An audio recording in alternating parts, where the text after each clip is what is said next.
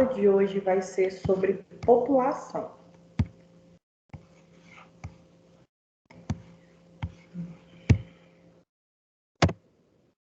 Bom, vamos começar tentando entender o crescimento e a estrutura, principalmente relacionado ao Brasil. Porém, os dados que eu vou mostrar aqui do Brasil são mais superficiais, porque depois, quando a gente entrar em geografia do Brasil, a gente pode ver isso mais aprofundado, tá bom?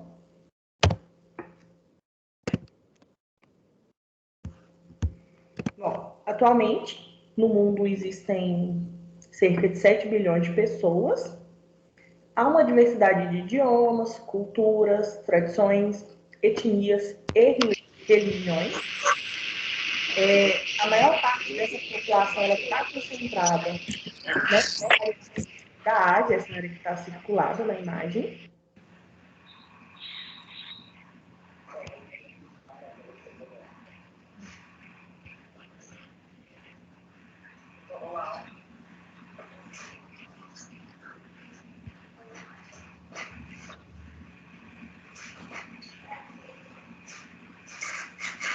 Se der para deixar o microfone desligado, abrir só a hora que eu pergunto.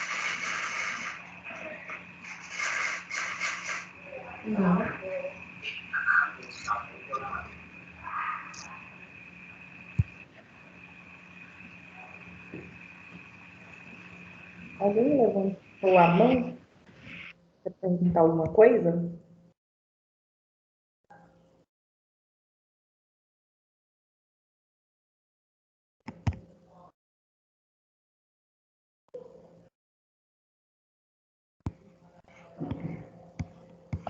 Tá, então, bora continuar.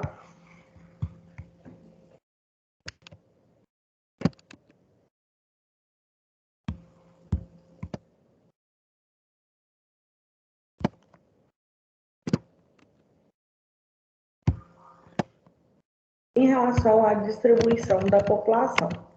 Quando a gente fala em distribuição, nós podemos afirmar que a densidade demográfica mundial, que é o número de habitantes por quilômetro quadrado, ela é concentrada e desigual.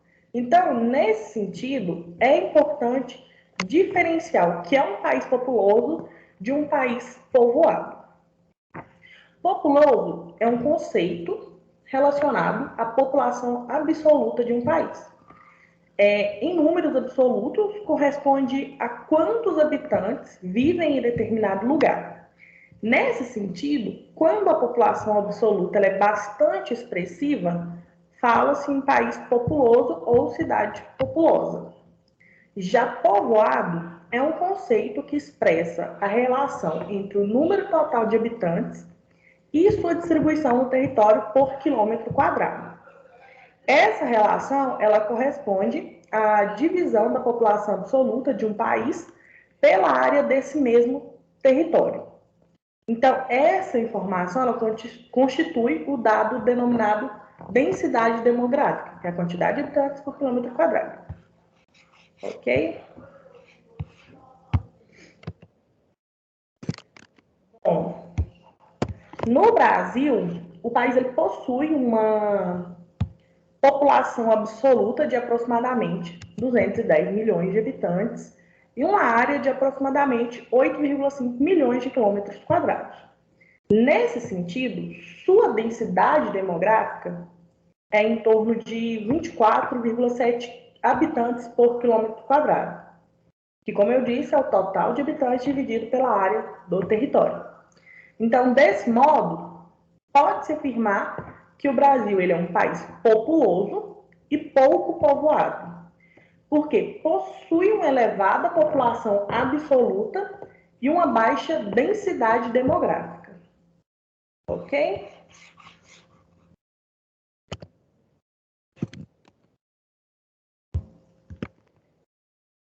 Bom, então, para a compreensão do crescimento da população mundial, é necessário uma análise estatística através de dados demográficos que são encontrados, por exemplo, em censos demográficos.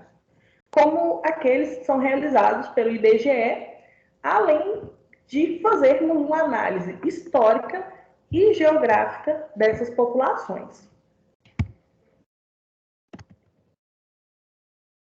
E, então, após esse conjunto de procedimentos, essas análises, é possível identificar e compreender os padrões de crescimento da população, que estão associados, por exemplo, à queda da mortalidade, aumento da expectativa de vida, entre outras coisas.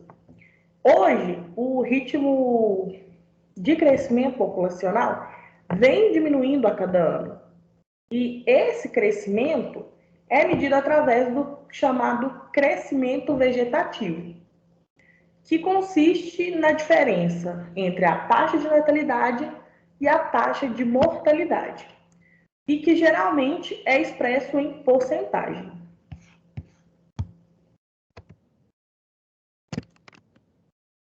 O crescimento vegetativo, ele pode ser classificado em positivo ou negativo. O crescimento vegetativo positivo é quando o número de habitantes de nascimentos é maior que o número de mortes. E o crescimento vegetativo negativo é quando o número de mortes supera o número de nascimentos. Já o crescimento demográfico é outro dado que é utilizado para se entender o comportamento da população de um país. Ele é calculado a partir do somatório do crescimento vegetativo e do saldo migratório, que é basicamente a população que entra e sai de um país. Tá bom?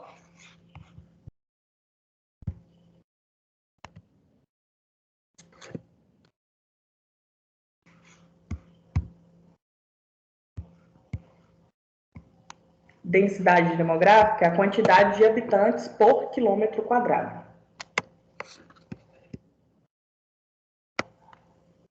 Por isso que o Brasil tem uma baixa densidade demográfica. A gente tem um país muito extenso e, apesar de uma população muito grande, a quantidade de habitantes por quilômetro quadrado é baixa.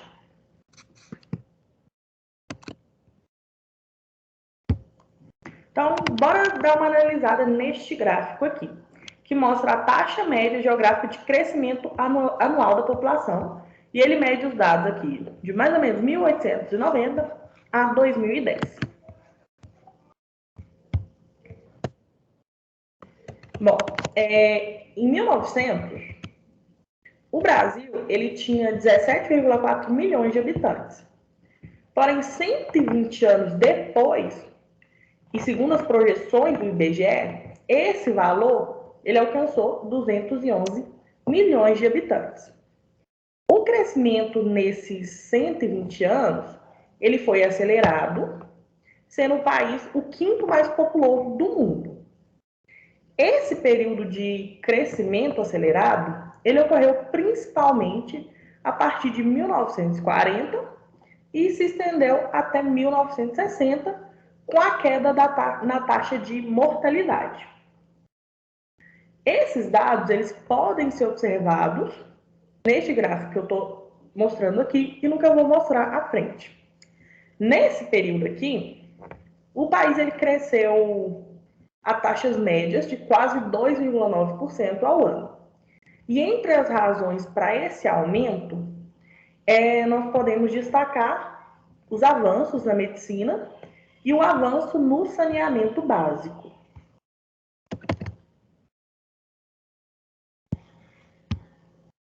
Aqui mostra o crescimento, aqui, ó, vocês verem aqui de 1940, 1960, teve um crescimento e após esse período a gente está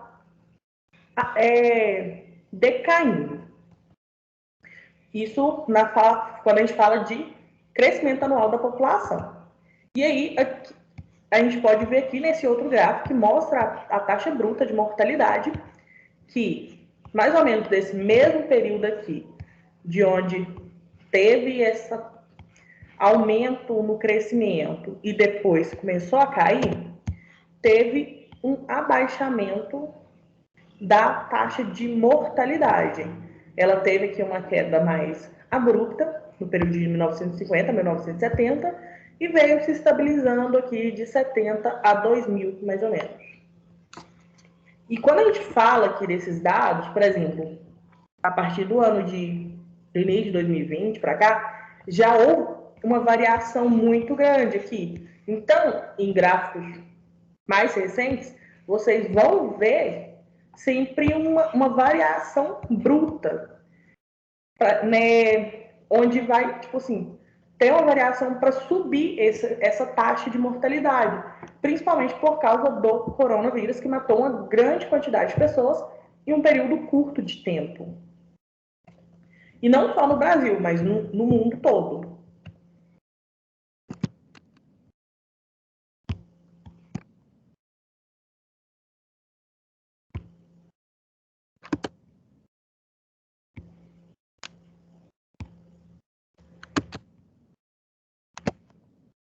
Continuando.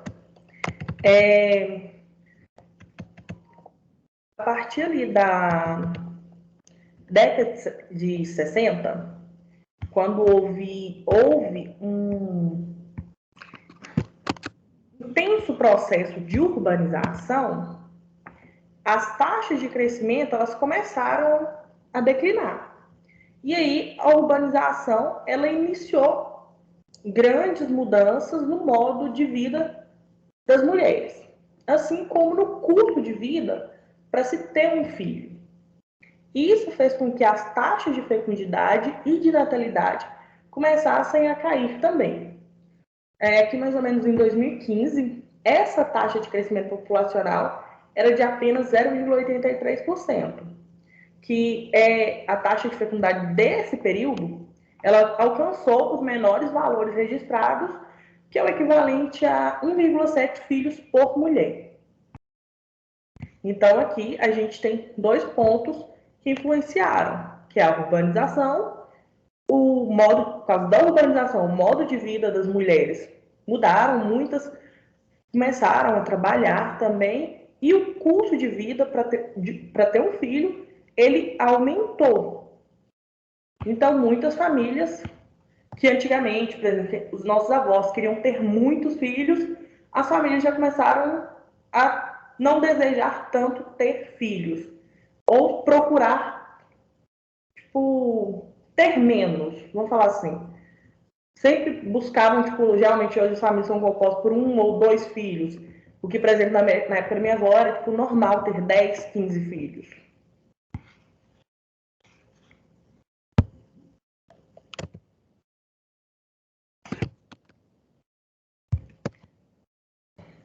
E o que isso implica, né? Isso é algo que vai refletir diretamente no nosso atual contexto da população. O Brasil, nesses últimos anos, ele passou por significativas mudanças na estrutura da sua população. Mudanças na taxa de natalidade, mortalidade e fecundidade, que é o que nós estamos discutindo aqui. No entanto, o mais importante entender é quais são os efeitos socioeconômicos dessa transformação. E aqui eu trago 4. Primeiro, a desaceleração do crescimento. A população brasileira ela continua crescendo, porém em um ritmo menor. Então, a quantidade de filhos por mulher ela diminuiu de forma expressiva. E isso ajuda a explicar essa menor taxa geométrica do crescimento populacional, que foi mostrado naquele primeiro gráfico. O outro ponto é a redução da taxa de jovens. As menores taxas de natalidade e de fecundidade, elas mostram o país em si uma transição demográfica do nível 3 para o nível 4, que é um assunto que eu vou discutir com vocês na aula sobre transição demográfica e também seus desafios.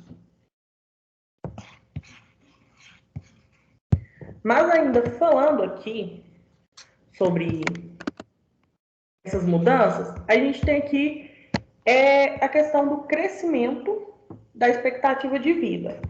Bom, quando a gente tem uma melhora na qualidade de vida e nas condições básicas da população brasileira, devido à urbanização, industrialização e o respectivo crescimento econômico, o que se observou nos últimos anos é um crescimento da esperança de vida ao nascer.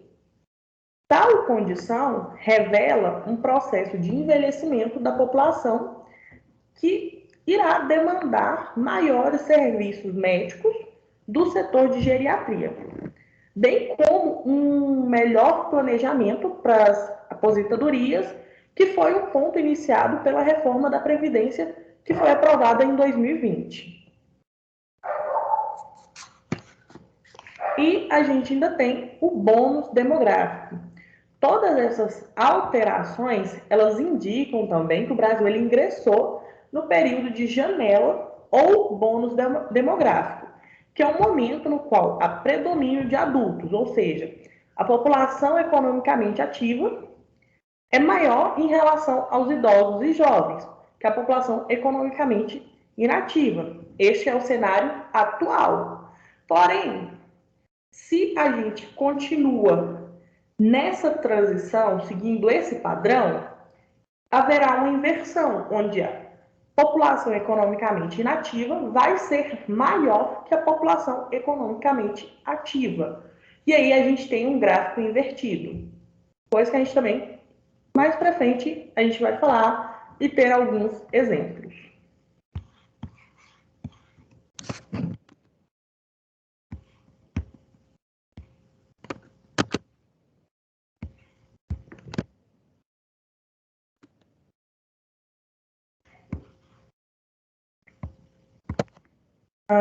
Nesse gráfico aqui, o que nós podemos visualizar é o crescimento vegetativo brasileiro do passado e as projeções para as próximas décadas.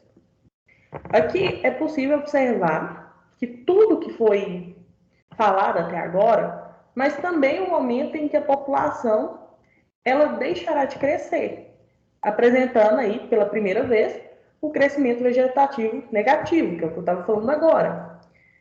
Ou seja, se não houver fluxo migratório significativo, a população brasileira, ali a partir da década de 2040, ela vai começar a diminuir.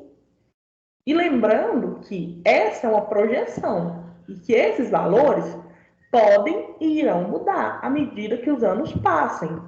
E fatores não previstos como a pandemia, elas mudam drasticamente essas projeções.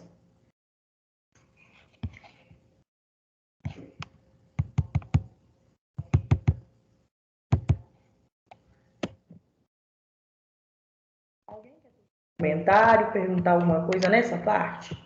Em relação aos gráficos?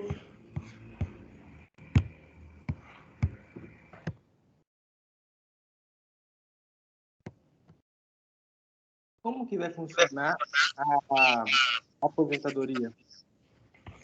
Então, por exemplo, no Brasil a gente teve a reforma que vários pontos foram colocados. Por quê? Quem sustenta essa aposentadoria não é apenas a contribuição que essa pessoa teve ao longo da vida, mas sim a população que é economicamente ativa. Então, depende do trabalho da população jovem. Se você tem menos pessoas trabalhando, você tem menos dinheiro rodando. E aí começam os pontos questionáveis, tipo quais aposentadorias são necessárias, se a expectativa de vida da população ela está maior, começa a ser necessário as pessoas se aposentarem mais tarde, ficarem mais tempo ativamente. Só que no Brasil a gente tem grandes problemas relacionados à política, que, por exemplo, em relação à área militar, que é onde se concentra a maior renda nessa questão de aposentadoria, que são aposentadorias vitalícias, que acabam passando para não só para quem serviu, mas acaba se estendendo a família e sai assim um investimento muito grande. Já a população civil, apesar de ser uma quantidade grande, o valor ele é bem inferior. Porém, são os primeiros a terem cortes e regras mais pesadas para conseguir se aposentar. Deu para entender? Alright. A questão não é só como vai funcionar, mas de onde vai vir esse dinheiro para poder manter essas aposentadorias. Porque aí a gente começa a ter o redirecionamento, por exemplo, de verba que seria investida em outros setores para esses setores. E aí vai muito da visão política de quem está no momento. Porém, quando passa por uma reforma como foi agora, é muito difícil para você reverter o processo, até porque ele é longo. E aí essa reforma ela acaba ficando ativa por um período maior até que as mudanças possam ocorrer novamente. E aí por isso essas projeções são muito importantes, para você ter uma ideia de como que você vai fazer isso e quais serão os impactos a longo prazo.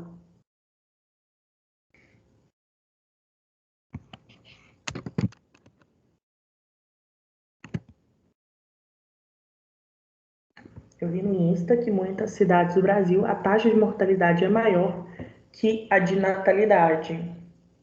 Bom, existem algumas cidades mesmo. E aí vai, principalmente em cidades que são menos urbanizadas. Só que quando a gente fala de país, pega os dados de forma geral. E esse crescimento vegetativo negativo, ele não é bom. Porque se você tem mais pessoas morrendo do que pessoas nascendo, você vai ter uma quantidade de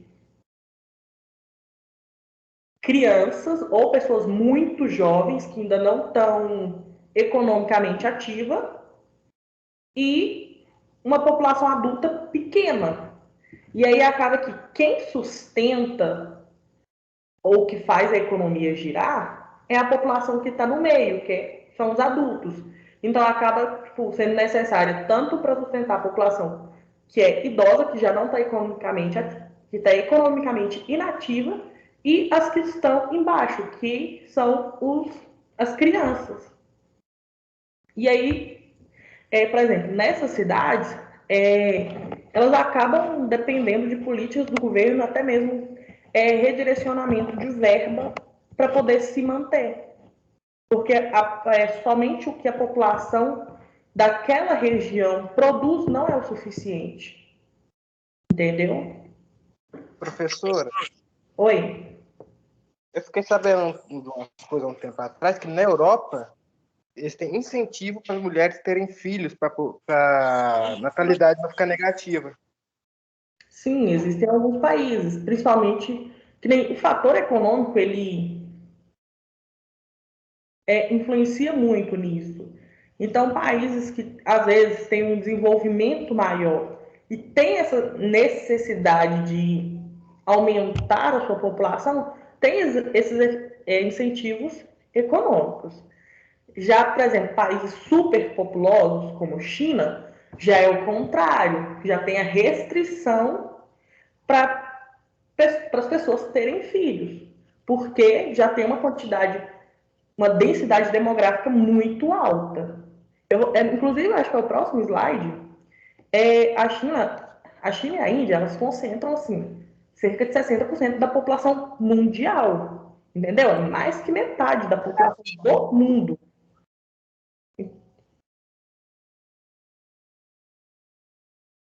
Sim, sempre que você tem inversão dessa pirâmide, você vai ter problemas, seja se você tiver uma população idosa muito grande ou se você tiver uma população infantil muito grande. Porque, como eu disse, é o meio que vai concentrar. Hoje, o que a gente está tendo por causa da pandemia é a morte de muitas pessoas idosas. Então, se a gente estava passando por um período em que haveria a inversão dessa planilha, pode ser que essas mortes que estão ocorrendo agora acabem impedindo essa inversão. E aí a gente volta para a questão política. Por que muitas medidas não estão sendo tomadas? Não deveria estar sendo feito isso, mas às vezes são colocados, tipo assim, a vida em xeque para que as políticas que estão sendo feitas funcionem. Para poder justificar, por exemplo, a reforma administrativa, dizer que ela foi boa, sendo que, às vezes, o que está acontecendo é apenas reflexo de algo que não está no nosso controle. Ou seja, a chance de ter uma crise é grande, não somente aqui no Brasil, mas no mundo, por causa do crescimento acelerado que tem. Mas já que a gente entrou nisso, vou até passar para o próximo slide, que é essa questão da distribuição, que é o que eu estava falando aqui. Bom, e assim, existem vários fatores que influenciam a distribuição e o ritmo de crescimento da população mundial. Então, se a gente pegar aqui essa população atual que a gente tem, de 7 bilhões, assim, com a previsão para 9 bilhões de pessoas até 2050, é um crescimento muito alto. E, porém, alguns países, eles têm, assim, consideravelmente mais países que outros, que é o caso aqui que eu estava falando, desses países que estão na Ásia, que representam 60% da população mundial. E, 1 bilhão de pessoas está ali no continente africano. E 4,1 bilhões de pessoas está na Ásia, que é 60% aí. Só que mesmo dentro desses continentes, essa população ela também pode ser concentrada. Que na Ásia, por exemplo, a gente tem somente na Índia e na China 2 bilhões e meio de pessoas. Entendeu? Se na Ásia tem 4,1 bilhões, e aí você pega desses 4,1, 2,5 está só na Índia e na China. E aí, essa concentração populacional, ela pode se tornar um desafio para a gestão política, que é relacionado à pergunta que foi feita aqui. Isso vai se tornar uma crise? Sim, porque é um desafio para a gestão política dos recursos naturais e da distribuição de renda, assim como o acesso a serviços. Então, assim, aqui tem alguns países, são os 8 mais populosos do mundo. Esses dados aqui são de 2019. Aqui a gente tem a China com 1.413 milhões, a Índia com 1.350, os Estados Unidos com 326, Indonésia 266, Brasil, que é o quinto, com 210 ali para 211, o Paquistão com 120, a Nigéria com 194 e Bangladesh com 166.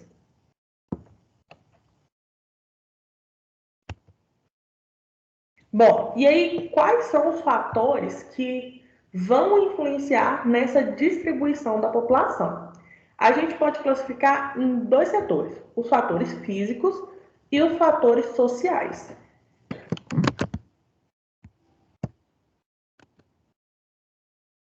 Bom, em relação aos fatores físicos, o primeiro que a gente tem é o clima.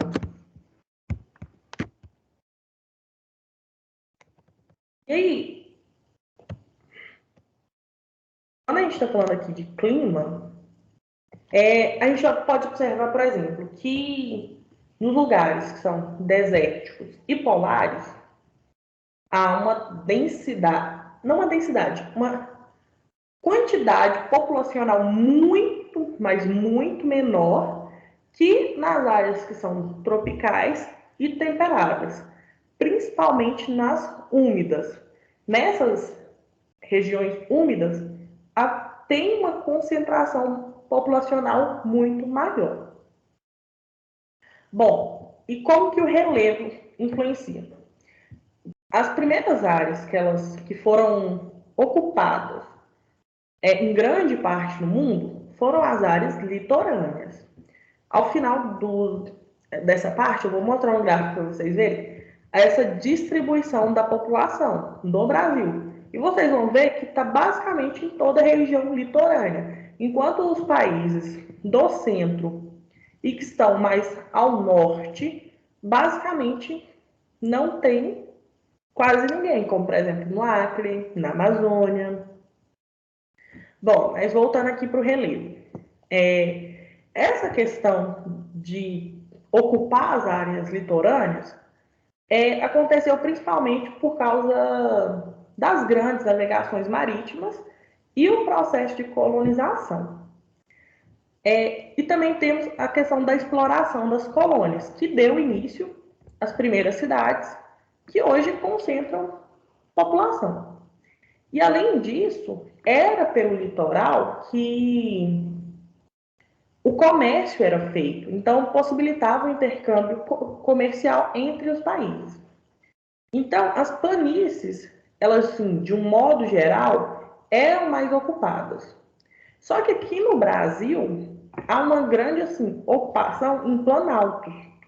E aí a gente pode ressaltar, por exemplo, o caso de São Paulo, que é a maior metrópole nacional.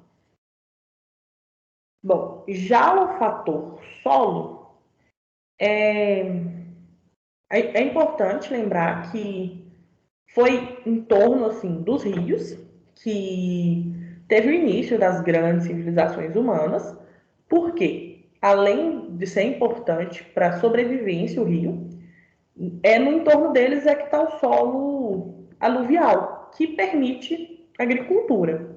E foram nesses locais que as primeiras ocupações humanas ocorreram.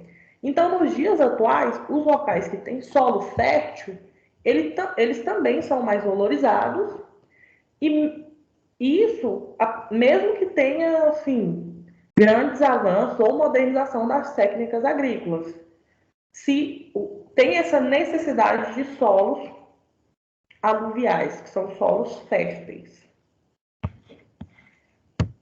E, quarto e não menos importante, fator físico é a geologia. Bom, algumas áreas do planeta, elas possuem muita estabilidade tectônica. O Japão, por exemplo, tem a 10ª maior população, apesar de ser uma área instável, com muitos tremores. Então, foi necessário uma adequação econômica e social que viabilizasse essa ocupação. E nem todos os países ou regiões conseguem manter a população em áreas de instabilidade geológica. E aí a gente pode citar como exemplo as ilhas ou regiões vulcânicas, que é muito difícil para manter uma população nesses lugares, principalmente que tem vulcões ativos.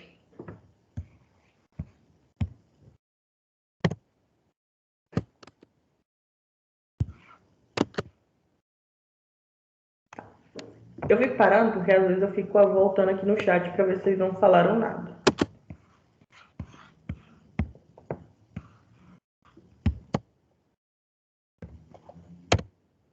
Em relação aos fatores sociais, a gente tem 4 pontos importantes também. O primeiro é a história. Bom, por que o fator histórico? As populações muito antigas, elas possuem mais raízes culturais e tendem a concentrar maior população. Como, por exemplo, na Ásia e na África, que são o berço das primeiras civilizações humanas. Já o fator econômico, a gente pode estar relacionando, por exemplo, a infraestrutura urbana, que é feita de modo a aglomerar a população. Por exemplo, temos o fenômeno de verticalização. Assim, numa mesma área que antes 5 pessoas moravam na casa, por exemplo, você constrói um prédio que cabe muito mais pessoas na mesma área. Isso chama-se verticalização, porque os prédios eles são aglomerados de casas na vertical. Então, nas áreas que têm maior infraestrutura urbana, tem maior concentração populacional. E o meio urbano, ele, ele tem essa concentração maior, porém é desigual. E mesmo assim que parte da população não consiga acessar essa infraestrutura, ela acaba se concentrando nas periferias, porque ali se concentram também oportunidades de desenvolvimento e emprego. E aqui é importante ressaltar que esse fator influencia também os fatores que a gente chama de natural. Porque uma vez que nem sempre é possível acessar as regiões de maior amenidade ambiental ou climática. Aí acaba indo mais pela necessidade mesmo. E essa ter problemas da infraestrutura, como, por exemplo, deslizamentos por construções em áreas que não estavam preparadas para isso. Um outro fator que a gente tem é o político, porque uma boa estabilidade política ela pode atrair pessoas e, além de que os fatores políticos que direcionam a população, por exemplo, para interiorização do Brasil e ocupação geoeconômica do Centro-Oeste. E isso é algo que teve como eixo a atração de migrantes da região sul que ganhavam grandes pedaços de terra com o intuito de colonizar e levar o desenvolvimento e infraestrutura econômica por meio da expansão da fronteira agropecuária. E isso eu estou dando como exemplo. Isso tudo é feito por meio de planos políticos de desenvolvimento para determinados locais que acaba direcionando a ocupação, certo? Bom, e a gente tem o fator cultural. Um exemplo que a gente tem é Israel e Palestina. Isso ajuda a gente a visualizar bem esse aspecto cultural influenciando a distribuição. Por exemplo, quando há uma raiz cultural em um determinado local, isso pode gerar conflito entre os povos. E um outro ponto é que, com a globalização, as culturas americanas e europeias, elas possuem maior projeção e aceitação mundial. E isso acaba permeando o imaginário e aumentando também o desejo de imigração. E é claro que isso acaba sendo regulado por um fator econômico, principalmente. E existe uma forte influência cultural latina na cultura americana que acaba ocorrendo pela discrepância dos níveis econômicos entre as regiões. E eu estou falando isso porque tem uma migração muito intensa de regiões latinas, da América Latina, para a América do Norte, ok? E aí, exemplos de relacionado à migração para os Estados Unidos, a gente tem diariamente como que a cultura é diferente, as políticas são diferentes. Hoje a gente estava até comentando na aula que eu dei mais cedo sobre, por exemplo, Estados Unidos é um país que teve uma colonização diferente do Brasil e que tem uma industrialização muito alta. Então, a alimentação a partir de alimentos industrializados, ela é muito mais barata que a alimentação a partir de alimentos naturais, que já é o contrário aqui no Brasil, porque a gente tem uma região agricultável muito intensa, tanto que a maior parte da nossa economia vem da agricultura. Já no Brasil, foram feitas diversas políticas públicas para que pudéssemos ter acesso à educação e saúde de forma gratuita. Já nos Estados Unidos, isso é muito caro. Tipo a questão de saúde e educação. Então, assim, quando a gente fala de sonho americano, tem os prós e contras, assim como qualquer outra forma de migração. Ok?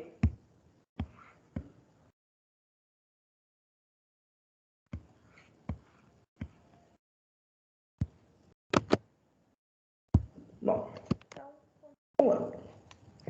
Vamos voltar aqui para o Brasil de novo. Bom, no caso aqui do Brasil, o país ele possui a população absoluta de aproximadamente 200 milhões de habitantes, né? E a área ali de 8,5 milhões de quilômetros quadrados. Aí, como eu tinha falado, densidade demográfica é baixa, porém é um país populoso. Populoso, pouco povoado. E a população do Brasil, ela está muito concentrada nas regiões litorânea e nas grandes cidades, principalmente na região sudeste. E a concentração do meio urbano industrial no sudeste, com destaque para o eixo Rio-São Paulo, ela aconteceu em função do sucesso da economia do café, que concentrou capital e atraiu migrantes. Então, a indústria nesse eixo, num primeiro momento, ela atraiu muitos migrantes de outras regiões do Brasil, porém existe uma diferença entre expansão populacional e de infraestrutura, uma vez que a urbanização e industrialização do Brasil, elas ocorreram de modo a concentrar pessoas, mas não contou assim com a infraestrutura para poder atender a todos. Então, a gente tem aí, por exemplo, a ausência de saneamento básico e rede de transporte, saúde e educação para a população que estava chegando nessa região.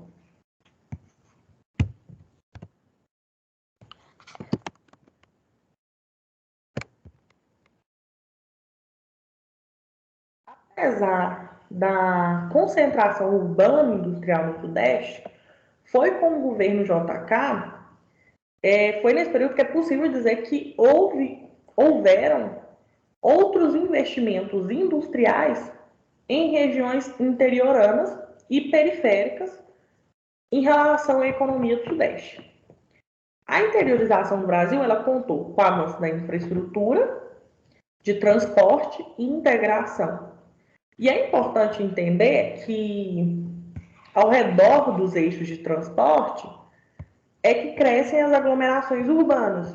As primeiras cidades, por exemplo, em torno das ferrovias e, posteriormente, das rodovias.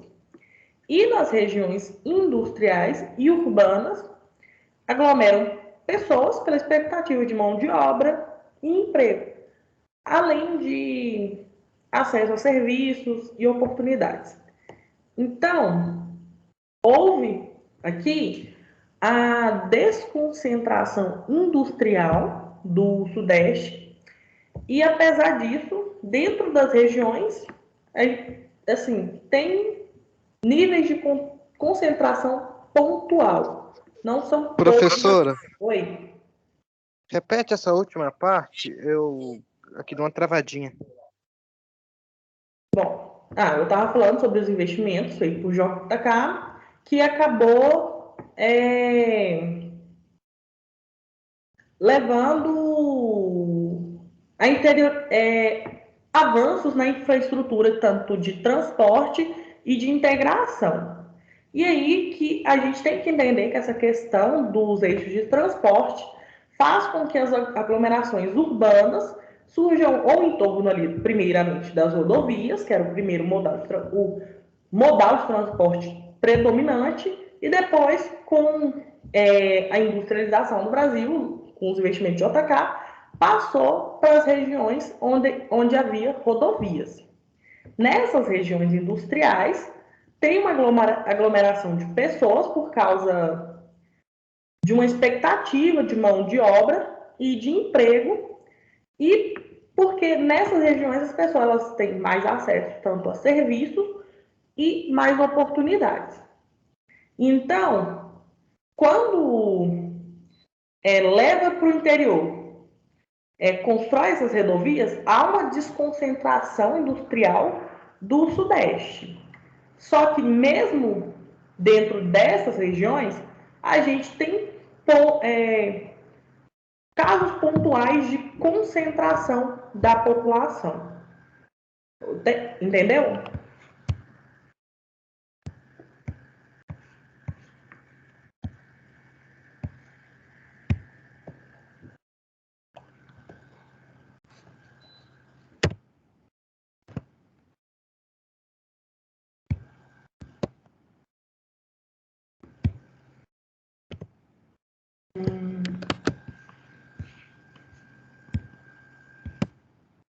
A gente também tem a parte da ocupação do Centro-Oeste por causa daqueles investimentos políticos que teve ali para expansão da fronteira agropecuária, que crescia do sul em direção ao Centro-Oeste.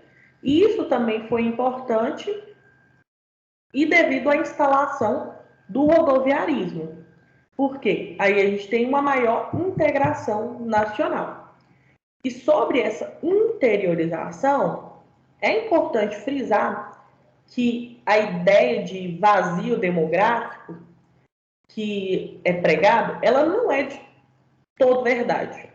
Essa ocupação do interior, ela trata de ocupação econômica, que é quando há projetos políticos para um desenvolvimento de atividades econômicas integradas numa determinada região, que acabam atraindo pessoas e criando novos polos urbanos.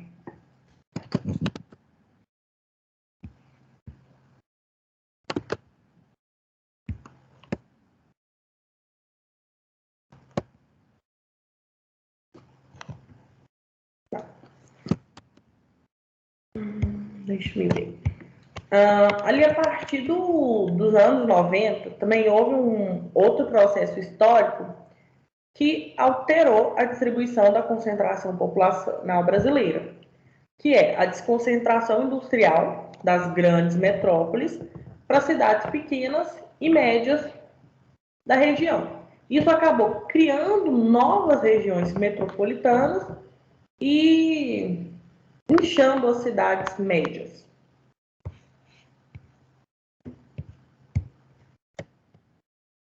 Bom, o desenvolvimento tecnológico ele também foi importante por ampliar potencial de ocupação do interior, e isso foi por causa do avanço da técnico. O sertão ele pode ser mais ocupado, eu digo que a níveis econômicos, com a transposição do Rio São Francisco, que fortaleceu a agricultura, a agroindústria, além dos poços artesianos e técnicas de captação de água. Bom, aí como eu tinha falado para vocês podem ver aqui no mapa que as regiões litorâneas têm uma concentração populacional muito maior do que o norte e o centro do país. Sumiu. Não tem nada lá. Essas bolinhas azuis aqui são referentes aos centros, os grupos urbanos desenvolvidos. Podem ver que aqui, ó, no sudeste, que aqui, ó, esse pedacinho aqui está Minas, aqui embaixo está São Paulo, Rio, é onde tem a maior concentração de grupos socioeconômicos urbanos desenvolvidos. A gente tem alguns espalhados por aqui, já em regiões aqui, por exemplo, na Amazônia, Acre, isso é muito menor. Tipo assim, é bem pontual mesmo. Enquanto que, por exemplo, aqui na região nordeste, vocês podem ver que tem vários pontinhos vermelhos, há uma concentração muito grande de grupos socioeconômicos rurais assalariados ou rurais de alto consumo. Que é, olha aqui, ó, é bem concentrado mais para a região nordeste. E aqui, um pouquinho mais para cima, aqui também, nas regiões litorâneas, a gente tem a concentração aqui dos grupos rurais urbanizados. E essas são as principais regiões de agricultura. Aqui, ó, que é aqui mais para o sul, que é onde estão os urbanos desenvolvidos ou os urbanos agrícolas. Eu pensei que a bolinha azul de Brasília ia ser um pouco maior. Mas é porque é um lugar bem pequeno, né? Então, a gente está falando, tipo assim, também questão de número. Por exemplo, esse aqui, ó, urbanos desenvolvidos, aqui representa 560 grupos. Então, não é bem, tipo assim, a quantidade. A gente fala que Brasília é um pedacinho só, né? São Paulo já é, tipo, é uma população bem maior. Então, a quantidade de grupos envolvidos aqui também vai ser bem maior. Mas, hein, bora tentar fazer algumas questões para a gente analisar alguns gráficos e ver se vocês estão entendendo isso. Essa parte de população, ela não é difícil, as questões. Eu acho que elas são bem mais simples e diretas do que as outras que a gente fez. Principalmente porque tem muitos gráficos para poder analisar. Ai, gente, eu esqueci de arrumar. Eu perdi a questão 1 aqui, então a gente vai pular direto para 2. Vão lendo a questão 2 aí, que eu vou tentar mandar a votação aqui para vocês.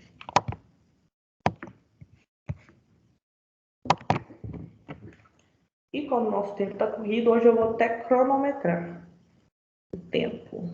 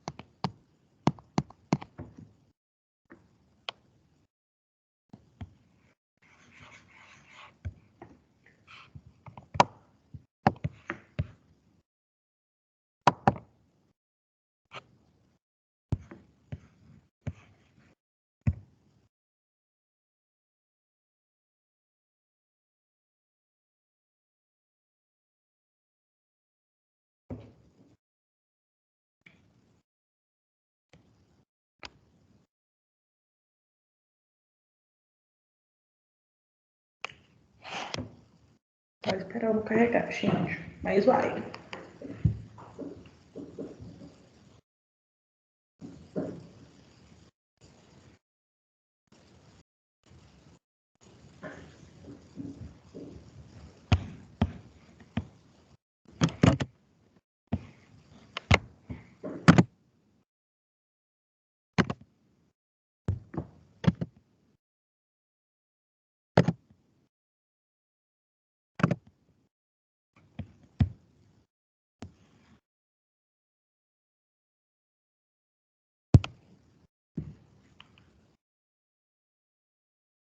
Dois minutos para vocês colocarem a resposta.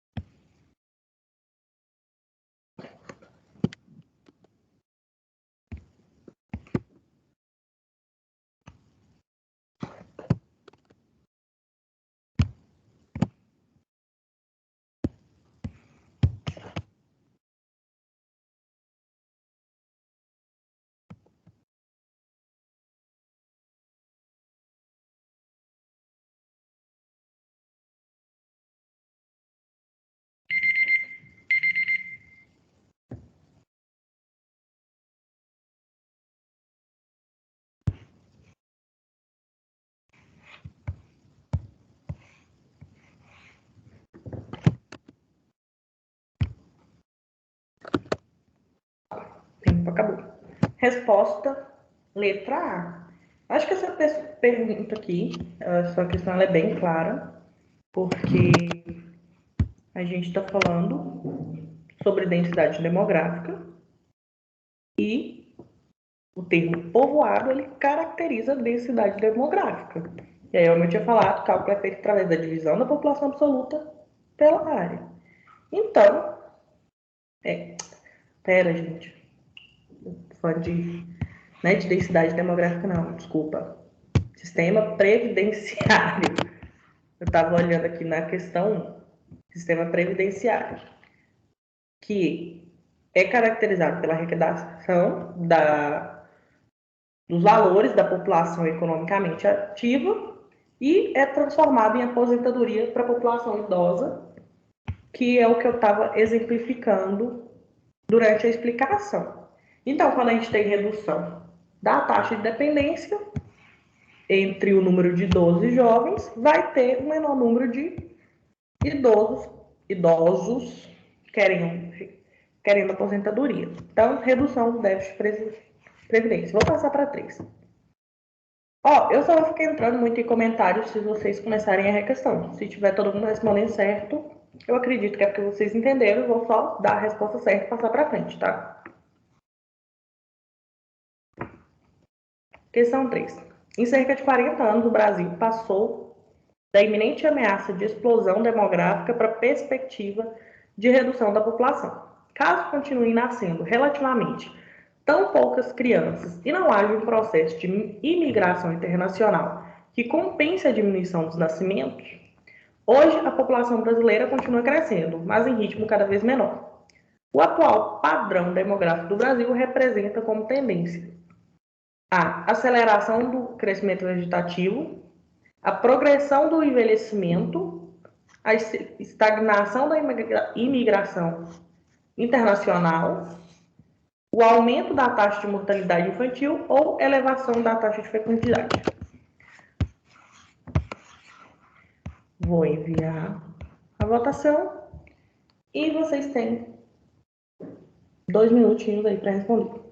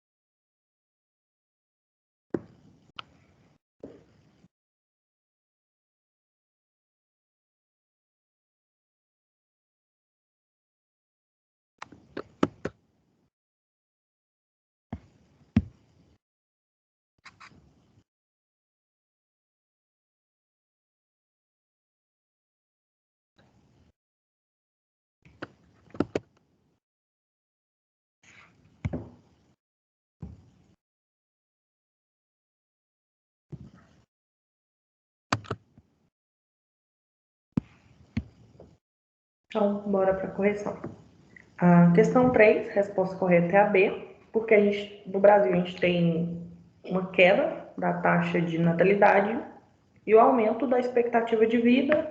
Isso acaba levando à progressão do envelhecimento, ok?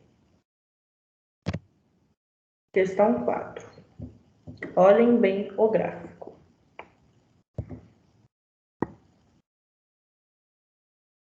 Está mostrando aqui a taxa de fecundidade de 1940 a 2010.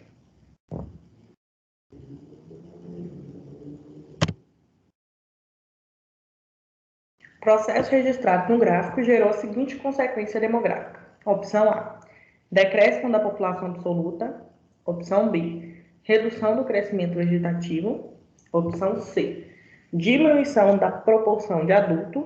Opção D, expansão de políticas de controle da natalidade. Opção E, aumento da renovação da população economicamente ativa.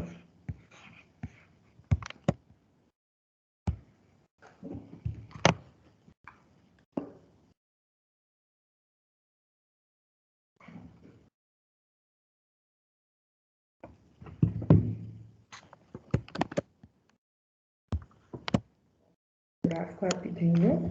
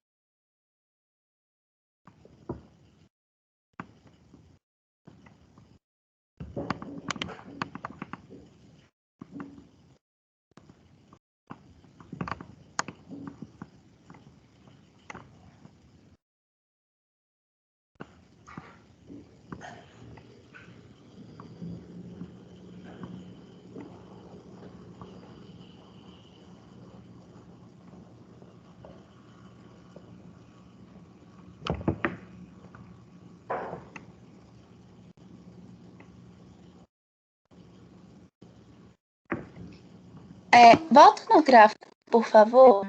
Ok.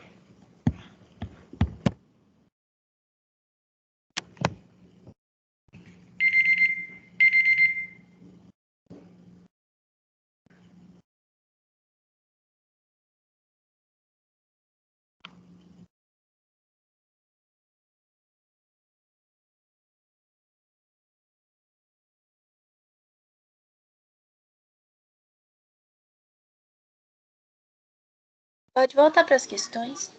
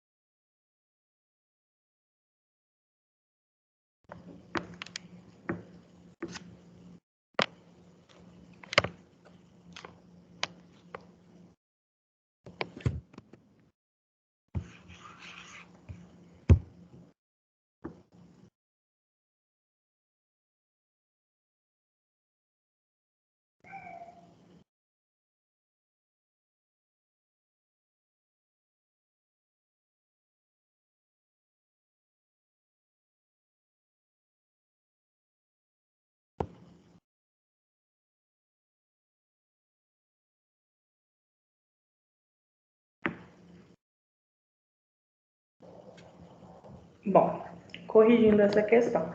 Essa ficou um pouquinho mais dividida entre A, B e C. A resposta correta é a B.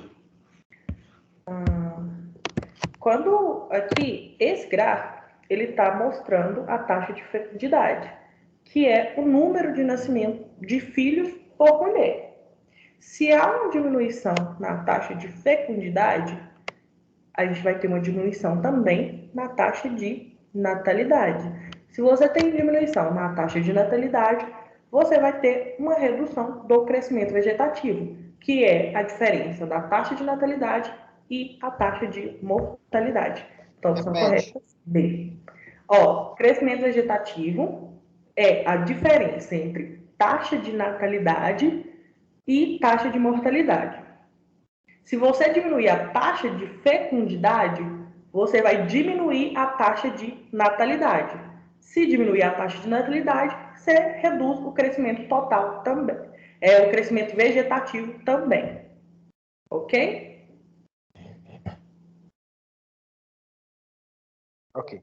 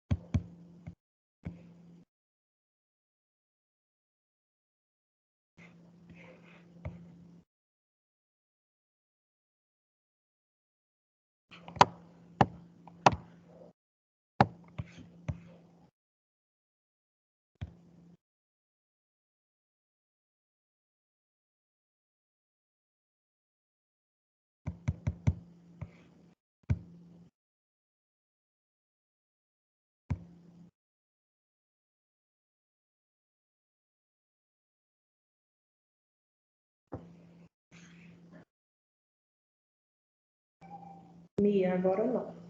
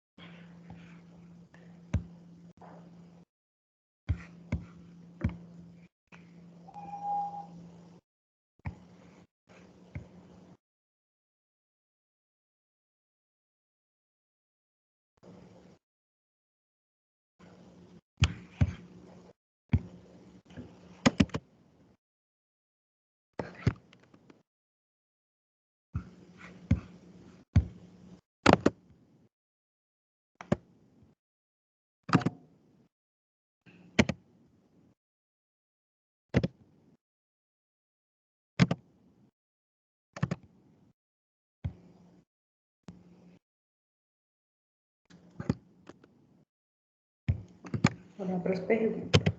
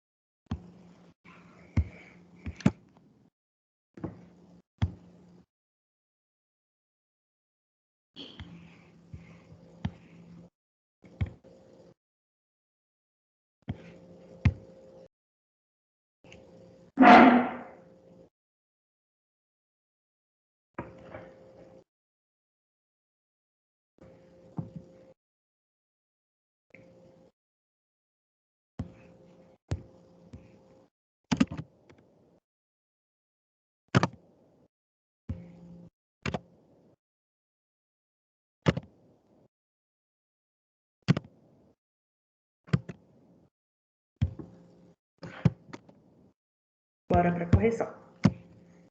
A resposta correta é a E. Comparando os dados dos gráficos, pode-se concluir que, com a intensificação do processo de urbanização, o número de filhos por mulher tende a ser menor.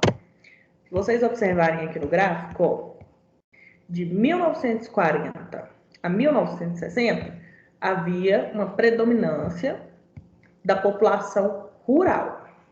Era bem maior que a população urbana. A partir da década de 70, houve uma inversão, onde a população urbana aumentou e a rural diminuiu. E, ao mesmo tempo, aqui, a partir da década de 70, quando houve esse processo de aumento, ou esse processo de urbanização, houve uma diminuição na taxa de fecundidade, ou seja, diminuição da taxa de natalidade também. Ok? Por isso que associou dessa forma, que o processo de urbanização acaba diminuindo a quantidade de filhos. Vocês. Ó, eu já vou dar a dica aqui para esses gráficos aqui, até porque tá difícil de ver. O primeiro gráfico, ele representa, mostra dados do IBGE, que é o Instituto Brasileiro de Geografia e Estatística. O segundo mapa é do PNAD, que é a Pesquisa Nacional por Amostra de Domicílios. PNAD, Pesquisa Nacional por Amostras de Domicílio. E o terceiro mapa é da PNUD, que é o Programa das Nações Unidas para Desenvolvimento. Nesses gráficos aqui, ó, as regiões que são mais escuras é mais concentrado e as mais claras menos concentrado. A mesma coisa nesses outros dois. Então, tentem analisar aí e responder.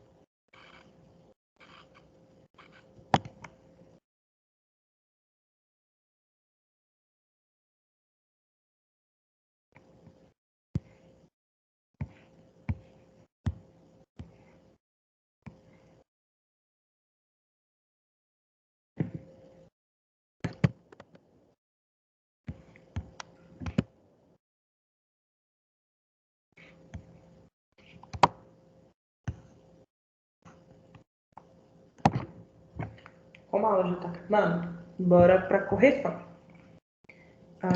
Nessa questão, deixa eu ver aqui.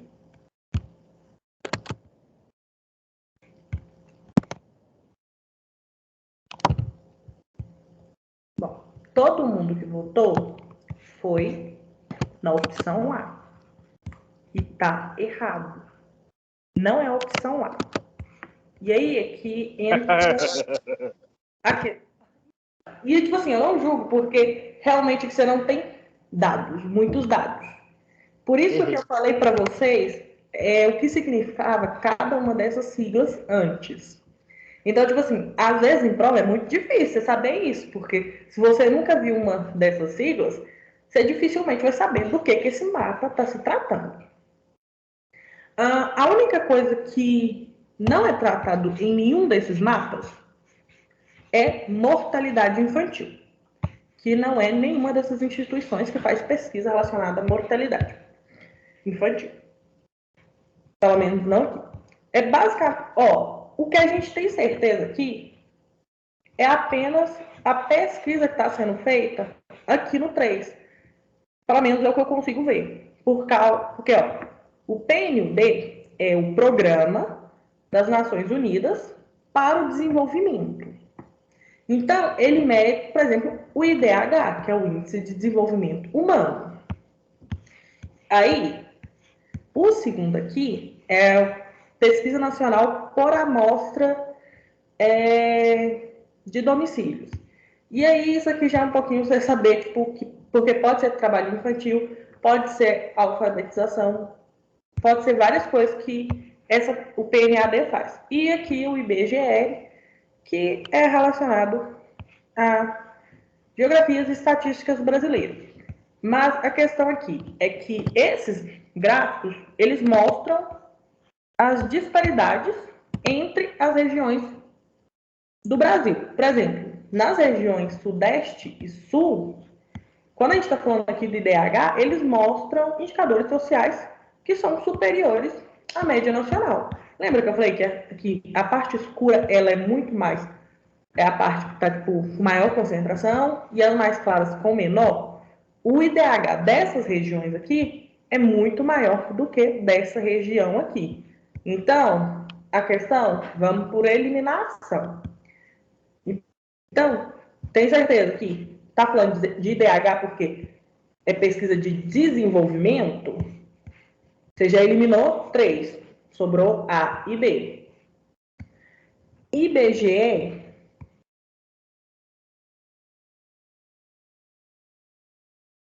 gente, eu não consigo nem, assim, eu sinceramente não consigo enxergar, tipo assim, um jeito de falar assim, você vai acertar essa questão no chute. Porque a opção correta é a C. Todo mundo foi na A. Só que o único índice que eu tenho certeza é o 3, que trata de IDH, porque o IBGE faz vários tipos de pesquisa, tanto de natalidade quanto de alfabetização. Quer dizer que essa aí é a pergunta para te lascar, é isso? Não, deixa eu confirmar uma coisa aqui primeiro.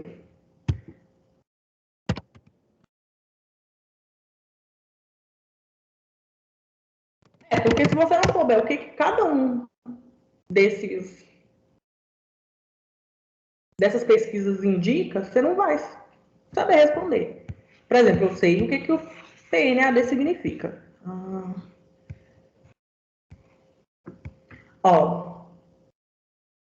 Então vamos explicar aqui. PNAD. Os propósitos do PNAD.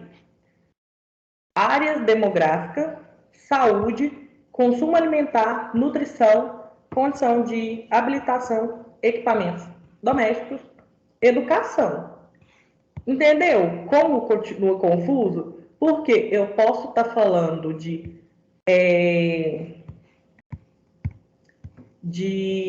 natalidade e posso estar falando de alfabetização. Quando eu estou aqui, no PNAD. Mas a questão correta é a C. Eu não achei nenhum truque, nenhuma explicação, óbvia de responder essa pergunta. Mas como a aula está terminando, eu vou deixar isso aqui para vocês pensarem um pouquinho e vou tentar ver se há algum jeito fácil de responder ela. Porque sabendo apenas uma coisa não dá. Ok? Já são 10h18, já passamos do horário. Espero que vocês tenham uma boa semana, bons estudos. E na próxima aula a gente continua. Tchau, tchau, gente. Boa noite. Tchau, tchau. Boa noite. Obrigada pela aula. Vou ver. Falou, boa noite, Boa Não gente. esqueça de discutir essa questão 6 de novo. Vamos ver essa questão do trabalho infantil aí. Essa questão é complicada, hein? Sim. Complicada. Se sair num vestibulão, um trem desse aí, eu só arrego e falo, beleza, falou. Complicado.